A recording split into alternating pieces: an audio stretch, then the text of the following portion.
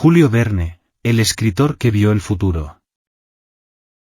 Con semejante descubrimiento podría revolucionar al mundo. O destruirlo. Jules Verne, Nantes, 1828, Amiens, 1905. Escritor francés considerado el fundador de la moderna literatura de ciencia ficción.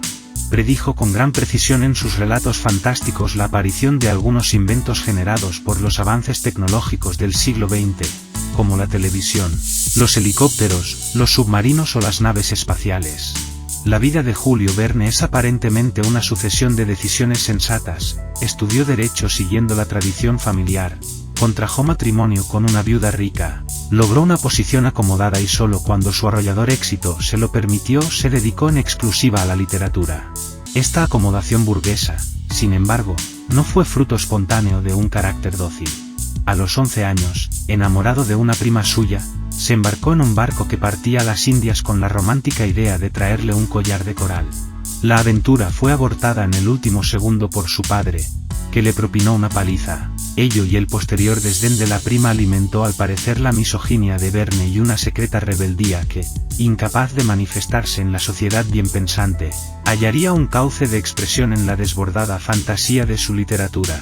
Pero si bien puede considerarse a Verne un náufrago en la monotonía de una sociedad prevenida frente a los productos de la imaginación y desconfiada hacia el genio, no menos cierto es que, quizás para burlar tales suspicacias, su aislamiento y sus ensueños literarios fueron siempre razonables. Tras su primera aventura infantil, descubierta y sofocada, Julio Verne aprendió la lección y no volvió a revelarse salvo en sus libros, pero de un modo críptico y elusivo. Como si temiera decir demasiado y le aterrorizara lo explícitamente inverosímil, heterodoxo o provocador, el autor se apresuraba a exorcizarlo por medio de demostraciones destinadas a confinar la rareza en los límites de la razón humana. Así, lo visionario quedaba arrinconado en beneficio de lo razonablemente posible considerando el ritmo de los avances técnicos de la época. Y la fe en el progreso se hermana en sus héroes con el valor, la inteligencia y la bondad, siempre triunfantes sobre la ignorancia y la estrechez de miras. Tal polaridad definió la etapa de su vida previa a su consagración literaria, en la que alternó la literatura con el obligado cumplimiento de sus deberes. A los 8 años ingresó con su hermano Paul en el seminario Saint-Donatien. Más tarde estudió filosofía y retórica en el Liceo de Nantes y viajó a París para seguir la carrera de leyes, cumpliendo con ello los deseos de su padre, el abogado Pierre Verne. En 1848 comenzó a escribir algunos sonetos y textos de teatro, y 2 años más tarde aprobó su tesis doctoral de Derecho y optó por la carrera de Letras. Sus inicios literarios fueron difíciles, sus piezas de teatro no tuvieron una divulgación importante, y recurrió a la docencia para sobrevivir. Desde 1852 hasta 1854 trabajó como secretario de S. Best en el Théâtre Lyrique, y publicó algunos relatos en Le Musée des Femiles, como Martín Paz en 1852. En 1857 se convirtió en agente de bolsa y empezó a viajar, visitó Inglaterra, Escocia, Noruega y Escandinavia, y continuó sus escritos. En 1859 contrajo un matrimonio que no cabe juzgar sino como de conveniencia. Verne mantuvo su misoginia más allá del mismo. Igual que la relación con su padre, opuesto a sus veleidades literarias, fue y seguiría siendo siempre conflictiva. Alcanzada la independencia económica, jamás volvió a poner los pies en el hogar paterno. Posteriormente conoció al editor Hetzel, quien se interesó por sus textos y le publicó 5 semanas en Globo 1863, obra que lo lanzó al éxito y lo estimuló a proseguir con la temática de la novela de aventuras y fantasía. El mismo editor le encargó una colaboración regular para la revista Magazine d'Education et de Recreation, y en poco tiempo alcanzó una gran celebridad. Aprovechando sus conocimientos geográficos, adquiridos a través de numerosos viajes por Europa, África y América del Norte, y su entusiasmo por la revolución tecnológica e industrial, Verne se convirtió en un especialista de los relatos de viajes y aventuras de corte científico. Su dominio de la tensión dramática le permitió combinar extravagantes situaciones y momentos poéticos en una prosa ligera y amena. Inmediatamente se enfrascó en la redacción de Viaje al centro de la Tierra en 1864, para lo cual se aplicó a la geología, la mineralogía y la paleontología.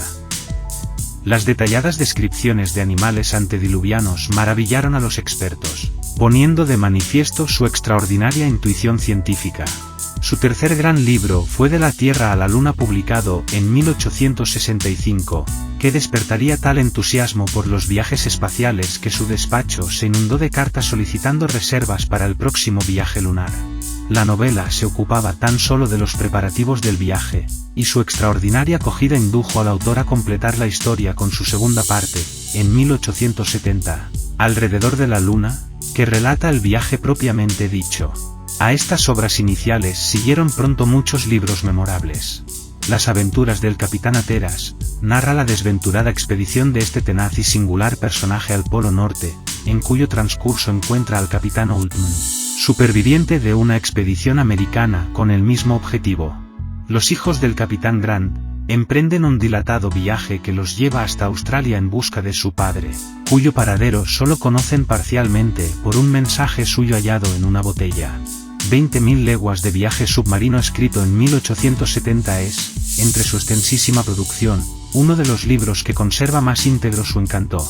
La peripecia se inicia cuando una fragata americana parte en busca de un monstruo marino de extraordinarias proporciones al que se atribuyen múltiples naufragios. El monstruo aparece, se precipita sobre el barco expedicionario y lo echa a pique, llevándose en su espinazo al naturalista Aronnax, a su fiel criado Kensail y al arponero Ned Land. El monstruo resulta ser un enorme submarino, el Nautilus, en el cual los tres hombres pasarán cerca de 10 meses hospedados por el enigmático Capitán Nemo, artífice del invento. Visitarán los tesoros sumergidos de la Atlántida, lucharán contra caníbales y pulpos gigantes y asistirán a un entierro en un maravilloso cementerio de coral. Nemo, hostil e iracundo, no tardará en revelarse como un proscrito, un sublevado solitario cuyo manto de misterio esconde una identidad principesca y una pesadumbre tenebrosa. Se ha señalado que Nemo es un trasunto del propio Verne. Ambos viven encerrados, solos e incomprendidos, el primero en su coraza de acero, el segundo en la burbuja de su gabinete, ambos refugiados tras el disimulo y el secreto. Del mismo modo que Verne dejó estupefactos a propios y extraños presentándose a unas elecciones municipales en Amiens por una lista. De extrema izquierda, el Capitán Nemo, que lucha por la liberación de los pueblos oprimidos.